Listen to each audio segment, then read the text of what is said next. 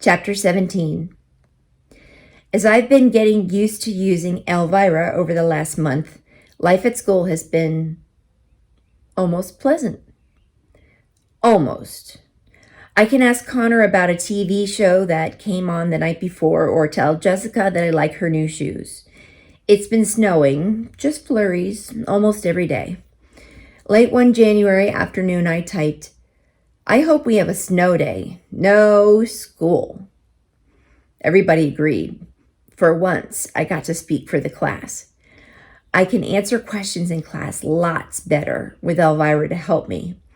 For the first time, instead of pretend grades that teachers would give me because they weren't quite sure if I knew the answer or not, I get real grades recorded in the teacher's grade books that are based on the actual answers I've given, printed out, and everything. But at recess, I still sit alone. It's been too cold to go outside, so we sit in the far corner of the overheated cafeteria until it's time to go back to class. None of the girls gossip with me about a silly thing a boy has said. Nobody promises to call me after school. Nobody asks me to come to a birthday party or a sleepover. Not even Rose. Sure, she'll stop and chat for a minute or two, but as soon as Janice or Paula call her to come and look at a picture on a cell phone, Rose will say, "I'll be right back," then skip away as if she's glad she has a reason to cut out on me. I just smile, hope I wasn't drooling, and pretend I didn't notice. After a few minutes of faking it, I push the button for the sentence, "Go back to H5, and Catherine and I roll back down the hall. One afternoon, near the end of January, Mr. Dimming announced in a voice that sounded like he'd been chewing on dry toast, "Instead of regular class today, I think we'll have a practice round for the Whiz Kids quiz team." Everybody cheered because otherwise we would have had a lesson on the Sahara Desert. Talk about toasty and dry. Every year our school sends a team to the Whiz Kids competition. The local rounds, with teams from elementary schools all around the city and county, are held downtown at a hotel. Last year, our school got to second place in the whole district. The principal was so proud she bought a pizza for the entire school, even though the team was only for grades 4, 5, and 6. Wow. The first place teams from across the state go to Washington, D.C. for the Nationals. It's televised and is a really big deal. Rose scooted her desk closer to mine. "I was on the Whiz Kids team last year," she told me. "I know," I typed. "You're smart." She beamed and then leaned closer. "Connor will probably get picked again.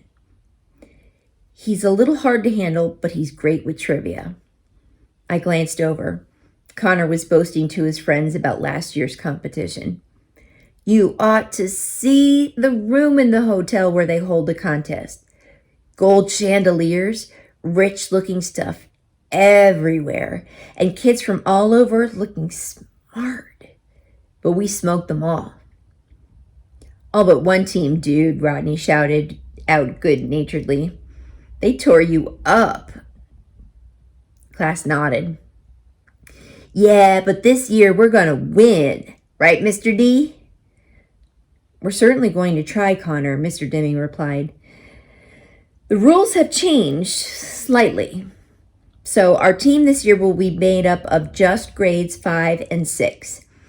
That gives us strength because some of you competed last year. Now let's see how good we are. Let's do with a set of sample questions, just for fun, shall we?" "You got prizes?" Rodney asked. "Not every competition results in a prize, Rodney," Mr. D replied. "Yeah, but it's more fun with good stuff at the end," Connor added. "Please." Okay. One slightly squished Butterfinger candy bar from my lunch bag, the teacher said, holding it up. Everybody laughed. Chocolate gives you zits, Rose teased Connor. I don't want candy. I want to win.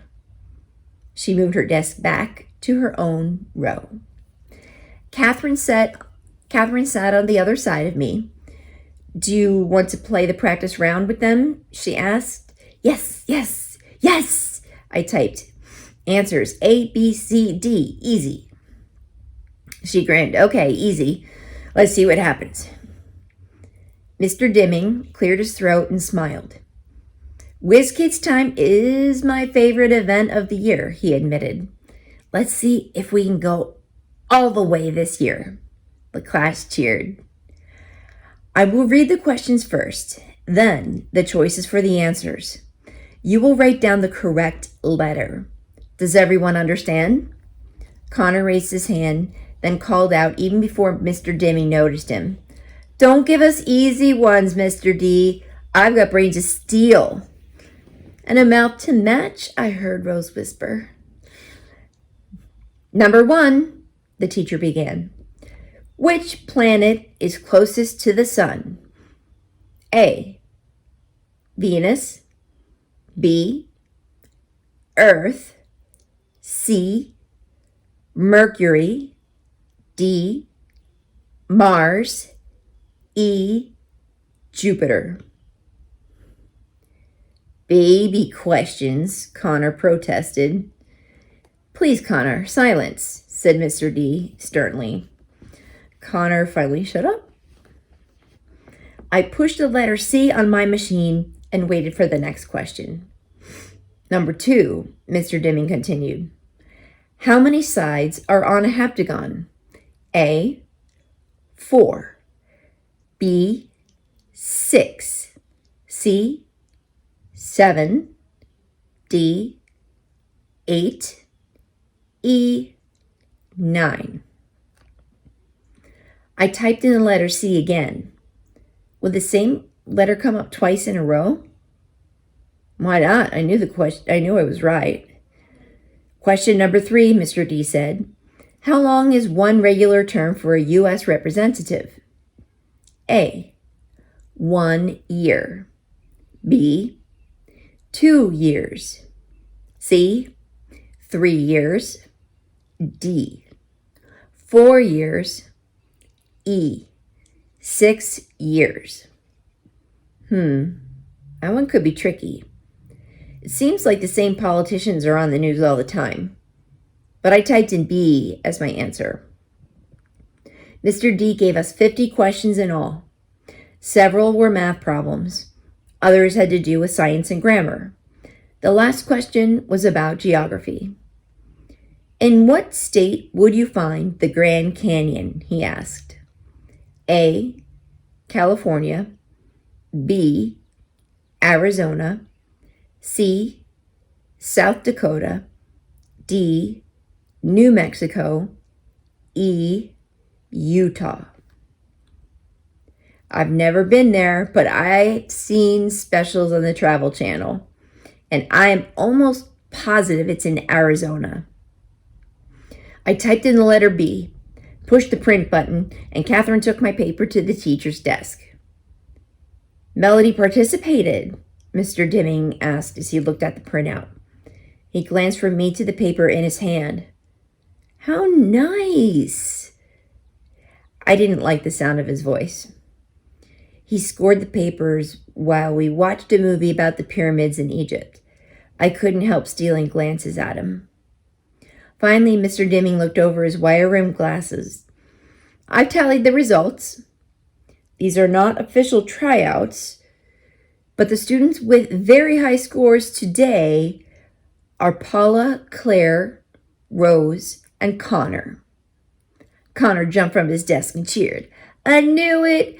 I'm the man. I'm hot. Let me hold that piece of candy. He started up the aisle toward the desk where the Butterfinger lay. Sit down, Connor, the teacher said with exasperation. You did well, but you don't get the candy. Who beat me? Connor seemed amazed.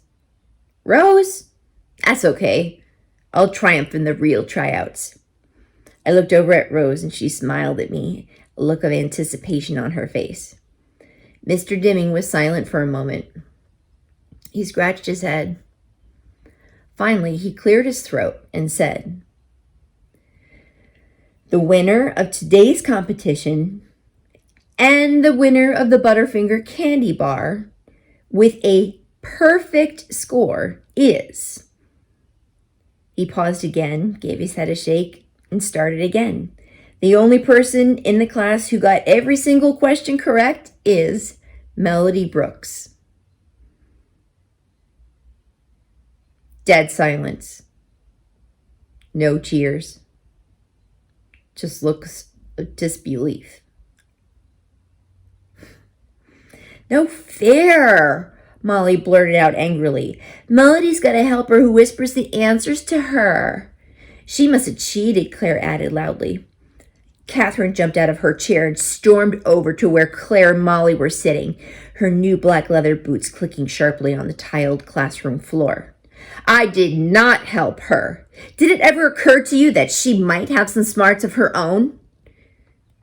"She can't even sit up by herself," Claire replied, her voice petulant. "What your body looks like has nothing to do with how well your brain works. You ought to know that by looking in the mirror." "Oh, she got you," Connor said.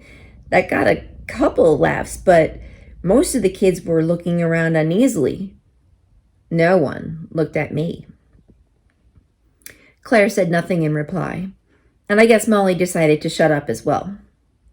Catherine returned to where I sat, but the whole thing made me want to crawl under a table and disappear. Mr. Dimming raised his hand for the class to be silent. "Melody, please come up and get your candy bar," he said. "I am very proud of you and your efforts today, and your classmates are as well. Let's all give Melody a round of applause." Everybody, except maybe Molly and Claire, clapped as I rolled slowly to the front of the room. The sound of my chair's motor whirred softly. They couldn't hear the sound of my thumping heart. I figured the teacher offered me the candy to shut up Claire and Molly and to make me feel good that I accidentally got all the questions right. But it was no accident. I knew them all. Every single one. Mr. Dimming placed the candy bar on my tray. Good. At least I wouldn't have to worry about dropping it in front of everybody. I rolled back to my place with my head down. "I'm so proud of you, and you should be too," Catherine whispered, holding her hand up for me to slap, but I didn't move. "Not," I typed. "Why not? You beat them all." It took me a very long time, but I typed. "They think my brain is messed up like the rest of me." I felt like crying. "Then we'll just have to study and show them they're wrong," Catherine said, a hint of defiance edging her voice. "Why?" I asked. "So you can be on the quiz team," she told me. "Never happen," I tapped.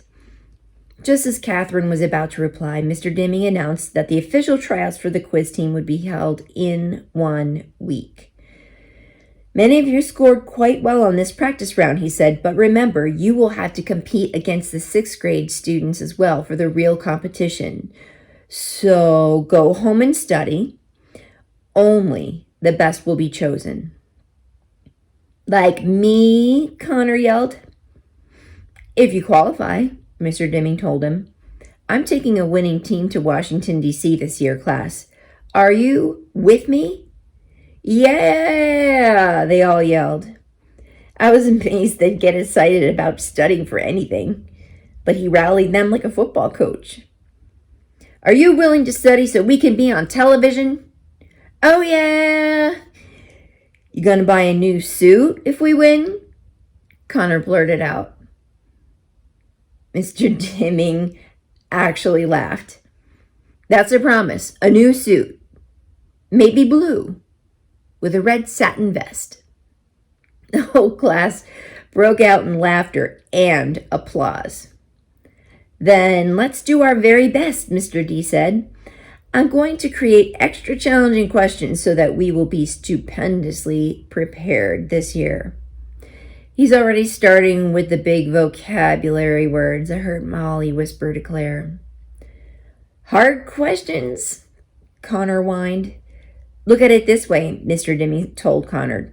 If Melody Brooks can win the first round, then my questions must not be difficult enough. We're all going to need to rally for the competition. Everybody cheered, except me.